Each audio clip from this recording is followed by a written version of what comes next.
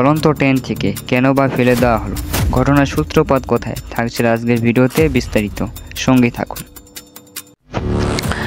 বিদেশে লোক পাঠিয়ে বৈধ কাগজপত্র দিতে দেরি করায় মোবাইল চোর আখ্যা দিয়ে এক ব্যক্তিকে চলন্ত ট্রেনের দরজা দিয়ে ট্রেনে হিজড়ে নেওয়ার ঘটনা ঘটেছে।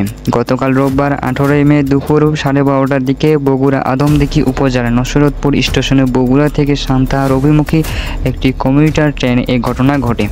এই ঘটনার 35 সেকেন্ডের একটি সামাজিক ভিডিও ভাইরাল হয়েছে। এই ঘটনার 35 সেকেন্ডের একটি ভিডিও সামাজিক যোগাযোগ মাধ্যমে ছড়িয়ে পড়েছে। ঘটনাটিকে কেন্দ্র করে দেশ জুড়ে চলছে আলোচনা এবং সমালোচনা। ট্রেন থেকে পড়ে যাওয়া ওই ব্যক্তির নাম মতিউর রহমান, বয়স 40। তার বাড়ি নওগাঁ রানীনগর উপজেলায় পারোইল গ্রামে। ভাইরাল ভিডিওতে অনেকে মতিউরকে চোর এবং ছিনতাইকারী বলে দাবি করেছে। এতে ক্ষুব্ধ প্রতিক্রিয়া জানিয়েছে মতিউরের পরিবারের সদস্যরা। খোঁজ নিয়ে জানা যায় মতিউর পেশায় একজন অটোরিকশা চালক ছিলেন। 2 বছর আগে দূতাবাস এবং এজেন্সির মাধ্যমে বিভিন্ন দেশে লোক পাঠিয়ে কাজ করেছেন। 20 দিন আগে বগুড়া আদমদীঘি উপজেলার তালসান গ্রামের মোহাম্মদ হেলালের ছেলে সজীব হোসেনকে 4.5 লাখ টাকার বিনিময়ে সৌদি আরবে পাঠিয়েছেন।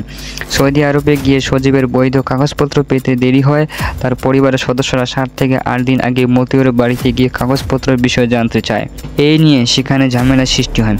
এর জের ধরে বগুড়া থেকে ট্রেনে মতিউরকে একা পেয়ে সজীবের ছোট ভাই রাকিব এবং সজীবের শ্যালকা মিলে মোবাইল চোর এবং ছিনতাইকারী আখ্যা দিয়ে তাকে ট্রেন থেকে ফেলে দেওয়ার চেষ্টা করে। তার কাছ থেকে নগদ 50,000 টাকা ছিনিয়ে নেয় বলে অভিযোগ মতিউরের পরিবার। ভুক্তভোগী মতিউরের রহমানের ছেলে আহসান হাবিব বলেন, আমার বাবা পেশায় একজন অটো চালক ছিলেন।